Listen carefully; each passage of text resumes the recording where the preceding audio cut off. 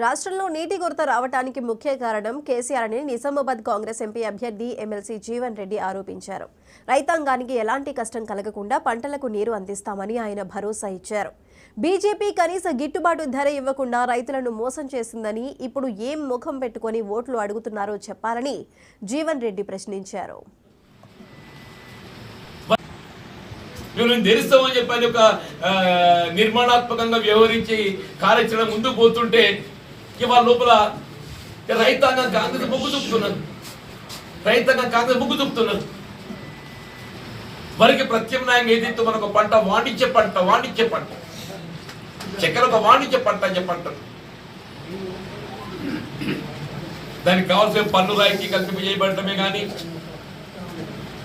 కావాల్సిన విద్యుత్ సరఫరా కానీ, వీళ్ళు కల్పించే రైతులను కల్పించి చక్కెర కారణంగా పునఃప్రారంభం చేయబడుతుంది. ఇవాళ అదే భారతీయ జనతా పార్టీ రైతాంగం సంబంధించి రుణ సౌకర్యం ఏదైతే విముక్తులు చేయాలి, రైతులు రుణముక్తులు చేయాలని భావించి తలుస్తున్నామో, అదే బీజేపీ గౌరవ మోడీ గారు ప్రధానమంత్రి గారు ఏదైతున్నదో ఇలా వ్యవసాయ ఉత్పత్తుల కనీస మద్దతు ధరకు చట్టబద్ధత కల్పింపజేయబడాలని చెప్పని సంవత్సరాల తరబడి సంయుక్త కిసాన్ మోర్చా దేశ రాజధాని ఢిల్లీ సరిహద్దులు ఉద్యమిస్తే చెల్లడం లేదని చెప్పంటున్నా. దేశ రాజధాని ఢిల్లీ సరిహద్దులు ఉద్యమిస్తుంటే చెల్లడం లేదని చెప్పంటున్నా. ఏది వాట్ ఇస్ ద డిమాండ్? వ్యవసాయ ఉత్పత్తులు కనీస మద్దతు ధరకు చట్టబద్ధత,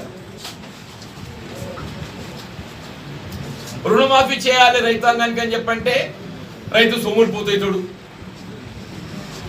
రైతులు రుణమాఫీ చేస్తే రైతు సోమరిపోతాడు.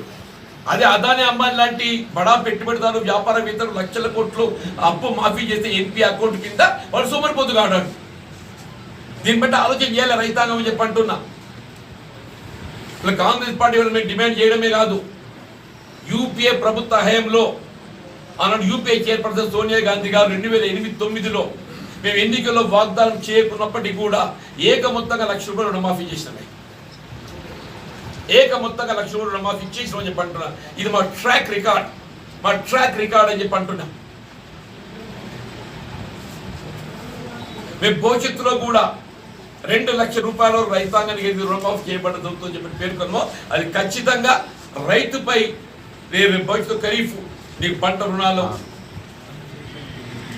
కల్పన లోపల ఏ విధమైన ఇబ్బందులు ఎదురు కాకుండా మేము రుణమాఫీ ప్రక్రియ ఏదైతుందో అది ప్రభుత్వమే బాధ్యత చెప్పడం.